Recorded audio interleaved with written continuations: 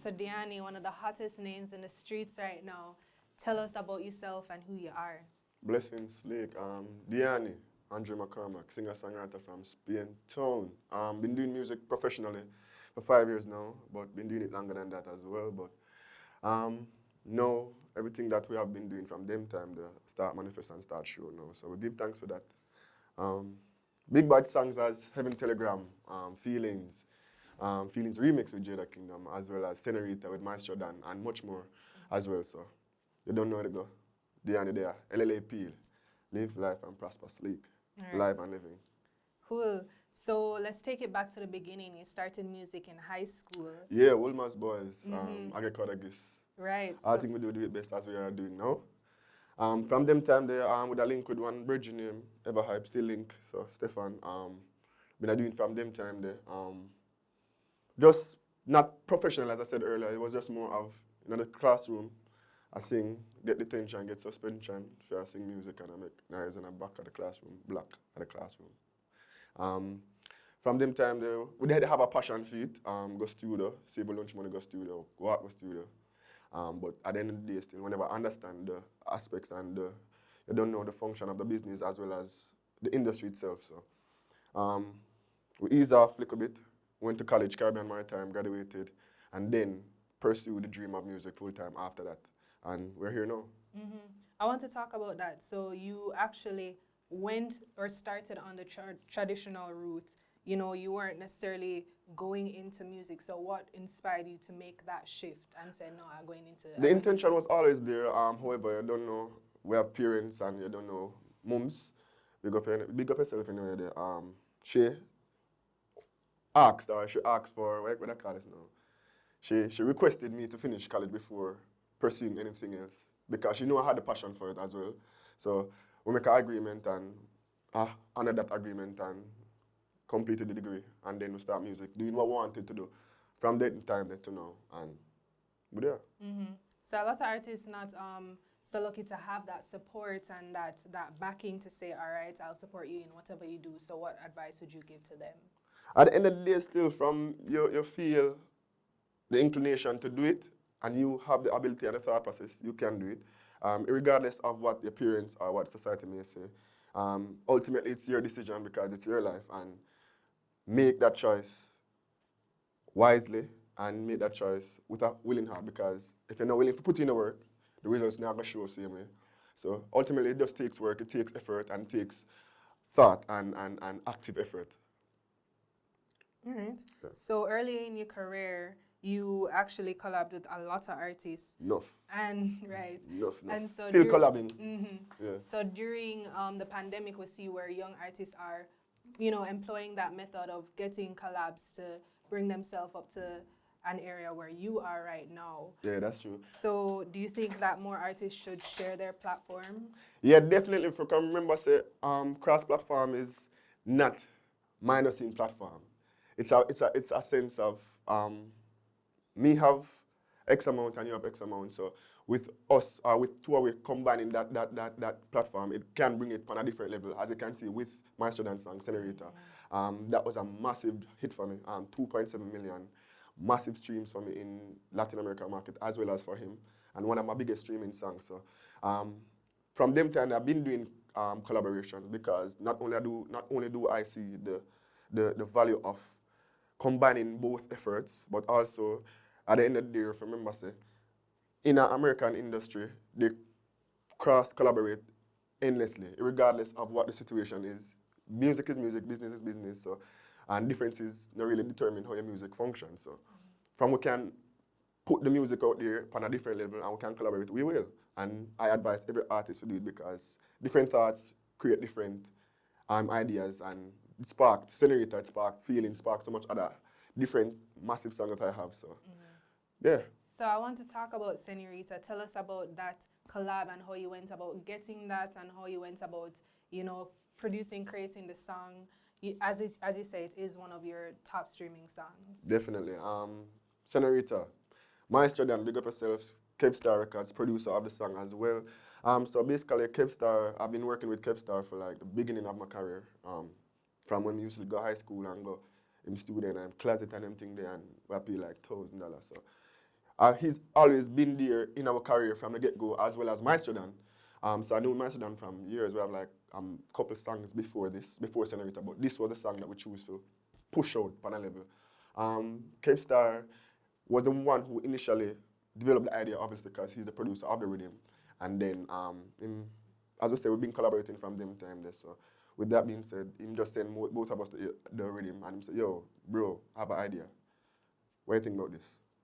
And then, as we say, we were friends from before, so me and Maestro just link up, studio, like the rhythm, vibe. And I don't know what music go already, I don't know all our area meditation same way. Whichever means that is, we're not gonna disclose it, but all our vibes, get a thought, I get an idea, and then boom, Senorita was created. As well as, surprisingly, it worked so well because there was no inclination or even thought of us doing it for a Spanish market. But it did work, and it worked massively. So, our music and our universal talk that.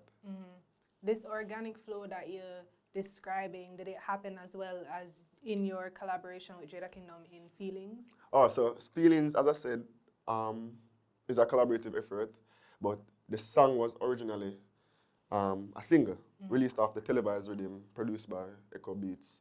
I think her younger sister was the one that showed her, not ever showed her, I think was the one that made her aware of me and my essence of music. Introduced her to the music as well. From them time there, she did love the song. She loved the vibe and the energy, and as well as the concept as well. So, as she said in her life on previous time, from she hear the song, she have her verse ready, and that's what she did. She write the verse, link me after, and say, yo, singer, I have this right thing, bam, bam. And you know, some not refuse that, because mama heavy that song. Big up Twinkle Kingdom anyway in the day. Massive. Appreciate the love, because it has been doing amazingly well. We can't even describe how good it has been doing, not only upon streaming platform, but in terms of, what do you call it now, recognition and notoriety. Senorita has been doing good. You don't know, Heaven Telegram, big up Rolex production as well. But Feelings bring it on a different level, on a different scale that we couldn't fathom, isn't it? So you've been doing well in the collab space, obviously. Yeah. So what can you tell us about stuff to come? As we say, we've been doing good in collab, but also we have singles out as well. You don't know, Heaven Telegram, massive song for me. That was my first notoriety in terms of music, in terms of professionalism that I've been known for. So I've been known for Heaven Telegram. So that song they really put me on a map. But right now we have a couple of things being worked on, which should be released soon. So when that materialize, you don't know, we're not going to see it, Sleek going to see it first. But right now we're just constantly promoting. We have enough songs promoting now. We have Feelings, Senorita, Telegram, Birthday, Vengeance, and more. So we just push the brand itself, the sound, the face out more. So that are the energy and that are the vibes. So as you grow in your career, you've been developing a kind of reputation, for the sexiest side of dancehall. Is that something that you want to embrace going forward? Yeah, definitely, because I love love and I love being in love. So with that being said, I don't have a problem embracing it as well. But with that being said, remember I do music at the end of the day. So I do music whatever I feel, whatever the thought is, I sing it. But right now, the love side is working. Not going to disregard it. We just have to work and promote it and make it work as best as possible. But ultimately, the goal is to make good music, have a sustainable career, and just enjoy what I do. Because I get the opportunity to do what I love, and I give thanks to every single person for give us the opportunity for that, isn't it? So enough love to the LLAP team, enough love to my team and the Downtown team as well. You don't know Rolex, we are doing it. So speaking more towards the music, what is your process like when it comes to creating? So when it comes to creating, most of my experiences are real life depictions. With that being said, if it's not, you know, the Jamaicans say them say if it not go so, it goes something like so. Most of my music is like that. So generally, when I'm creating stuff, it's always from an experience that I have experienced, or from a bridging experience, or from somebody outside of the space of me, isn't it? But essentially, it's always life experiences and life teachings and entertainment in one. So we know your sound now, but taking it back to even 2020, Dutch Pot EP, you know, it was a mix of like several different sounds. Is that something that you want to pursue going forward to? Like different types and genres of music as well? Yeah, definitely. Dutch Pot EP coming soon still because you know the whole pandemic situation we couldn't get for make it materialize how we intended for because obviously we wanted to tour it. But in terms of the sound, obviously, I'm very eclectic in my delivery of music. I love doing reggae. I'm also a dancehall artist. I'm also an R&B artist. So with that being said, I don't really put myself in a box musically because at the end of the day, I listen to every music. I don't listen to just one genre of music. So with that being said, I express that teaching from music. So yeah. So what are you doing outside of the studio when you're not doing music? What do you do on a daily basis? What do you like to do for fun? All right. So ultimately, my life music take up like 80% of my life. I'm not gonna lie about that. I create every day. If we not record, we are right same way. But outside of music, I really love playing football. Money Cup pass, Money Cup player. So who's your team? I don't want to disclose that to me because they're not good like that. But Gunners, big up on yourself, isn't it? But love playing football. On the lighter side, I love a chill vibe. So if it means not even necessarily recording at the studio, so I'm like go studio, just all a vibe, conversation, domino, just genuine conversation more than anything else because at the end of the day, I write off a lot of experiences and studio reasoning, they're the most topic. That are the key guys. Studio reasoning, most topic you get from this. So enough of them time they we're there, we just argue all our vibes, all our arrangements and just chat, nothing. But it's all our vibes here, man. So what is one thing that your fans would be surprised to know about you? Other than shy, but I think them know that I'm shy already. But I'm an avid reader of philosophy. I love philosophy. So You can give us a book recommendation or two? all right, so I was reading a book, you know, Life of Pi. Hi. Pi. Yeah, I love that book. It's also a movie, I think. Yeah, it was very inspirational for me in terms of thought process and how people really function in the next side of the world, which is the eastern side. With that being said, I write a couple songs from it and a couple concepts from that book. Can look out for that soon, but I really love that book. It's very philosophical. You should take a read. Okay, cool. So what are 3 things that you can't leave the house without? Can't leave the house without. Oh, wait, I can't say ganja. Can't say ganja. All right, nobody. I'm not say that.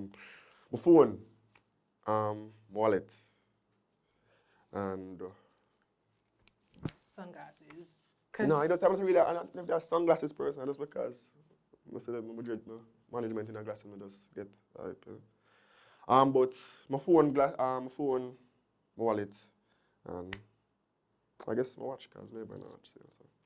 All right, cool. So we see you here in your outfits. So give us some style tips from your own self. Where you are, where you can afford for wear, and just be yourself. At the end of the day, nobody can be you. So that's my style. I just do what I want to wear, what I can afford for wear, and be myself. All right. So you gave us a teaser a little earlier on what we can expect from you. But I mean, your fans obviously want to know what else they can expect out of you, what else they can be looking out for. What can you tell us? More relatable music. Obviously, I said the album earlier, so Dutch Pot is still there. Just want to promote more and try to get the brand more outside of Jamaica and more in the international space and region. But more relatable music, more of Diani, the brand, the face, the sound as well. Is me. I end the day still. We plan to do much more. This is just the start of it and enjoy. Anything you can give us a piece of? Musically?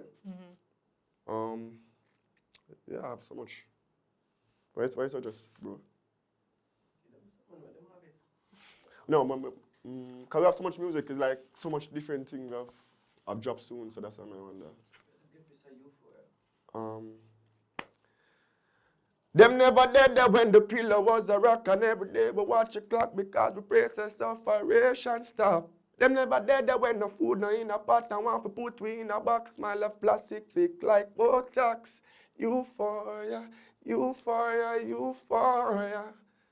And this them never want to see a euphoria, euphoria, euphoria. Diani representing. All right. Sleek. LLAP, live life and prosper, always and forever. During the pandemic, how were you staying busy? Because I mean, a lot of artists experience that lull in activity, especially coming off of your EP. In terms of finances or in terms of just my activity, like touring, such and for. Yeah, your activity, your mindset, your music, everything. Talk about with the pandemic, I guess it's a bittersweet kind of vibe, seeing that a break during the pandemic. First of the hit single was 2020, Him and Telegram, and the other follow-up was Senorita, which is still going good now. But regarding mindset, I've been good, I've been working, always been working, never stopped working. And just basically creating new material. First time experiencing a pandemic as most of us going through, but it hasn't been all bad because we've been working and we've been seeing results, as well as, you don't know, the results could have been greater with tours, but we can't complain because with the advent of social media, we get so much more eyes, so much more listenership because they have to, isn't it, with the whole lockdown situation. So. Where do you see dancehall, or not even dancehall, but the music industry in Jamaica going after post-pandemic? Really good because with the COVID, you know, I think them call the COVID artists. The COVID artists, them will break out now, which amazing. I have to give them massive props because I'm a fan of every single one of them will really break out of the mold. You know, you have Nation Boss, you have Chanel, you have the whole works, just to name a few. Isn't it? So I think I see the music going into a really good space, as well as Diani. Can't forget that. We see it going in a really good space because the songs and the material that we've been doing have been really good. I'm a fan of it. So. All right. So give us some people that you're listening to right now. You kind of listed a few. Yeah, I listen. Yeah, you know, you have Maestro Dang, you have Chanel, you have the Yakster, you have the Nation Boss. The list long because I listen to so much music. But in terms of unestablished artists, you don't know, you have My Virgin, them, D-East, as well as Tyra and Lyle. So big up a friend them. I'm a fan of them and a fan of their music as well. So you can check them out. Yeah, cool. Once you're at Sleek, we say certified Sleek, and that's just who's hot, trendy, cool. So what would make you certified Sleek? What makes me certified Sleek? Just my thought process, pretty much. The way I function. So it's all in my mind. I guess I can feel it and I can see it. So that makes Diani Sleek. All right. Thanks for stopping by. I mean, say what? Sleek. Diani representing for Sleek Entertainment. Keep it locked.